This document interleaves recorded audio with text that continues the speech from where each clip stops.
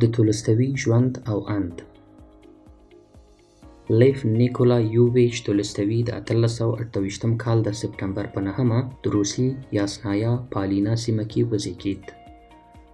تولستوي د روسیې سیاسي ټولنیز فعال او د روسیې د معاصر تاریخ د نوموتیو لیکوالانو څخه دی. د تولستوي د جګړې او سولې او انا کارینینا آثار د نړۍ د داستاني ادبیاتو د شاهکارونو څخه بلل کیږي. تولستوي د روسیې په خلکو ډیر ګران دی او د هغه د یادښت او درناوي لپاره طلایي سکه هم صرف شوې ده. تولستوي په خپل ژوندانه کې نړیوال شهرت درلود خو د ساده ژوند غوره ګڼه.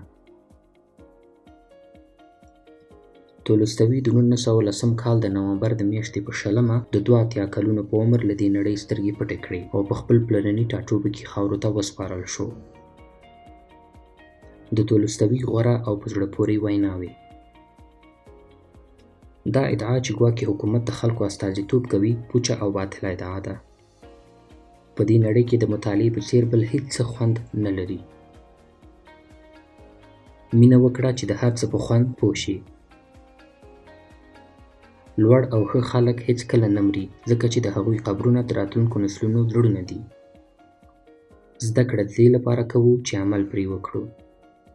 نیکي هر څه ته ماتې ورکوي خو خپله هیڅ کله هم نه ماتېږي. انسانان یوازې د نیکۍ کولو لپاره پیدا شوي دي. پرته له دې چې وپوهیږو چې څوک یو او د څه لپاره دلته اوسیږو نو ژوند کول ناممکن دي. بشر چې تر هغه وخته ژوند ته د یو سپېڅلي څیز په توګه باور ونه لري او خپلو همنوعانو ته د ورورۍ په سترګه ونه ګوري نو د نورو ژوند به تباه کړي.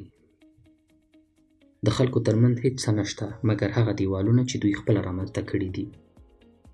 ټول غواړي بشریت ته بدلون ورکړي خو هیڅ یو هم د خپل بدلون په اړه فکر نه کوي. بشریت په ظاهر کې نه بلکې په باطن کې دی. مینه قیمتي کاڼی دی خو که عزت ورسره وي. لوړ هنري آثار ځکه لوړ دي چې د پیدا کېدو وړ او د پیژندلو وړ دي. شوق او د دننه هیجان یوه انساني غریزه ده. انسانان نشي کولی چې یوازې او د خپل ځان لپاره ژوند وکړي. دا مرګ دی نه ژوند. د فاتحینو لپاره انضباط اړین دی.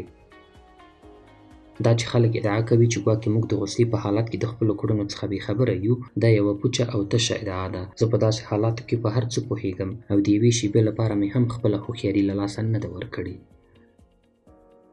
هغه انسانان چې د ژوند په حساسو شیبو کې د خپلو کړنو د ارزولو توانایي لري نو هغوی غښتلې ارادې ته لار پیدا کوي. د مطالعې پر مهال کولی شو په ځیر سره فکر وکړو.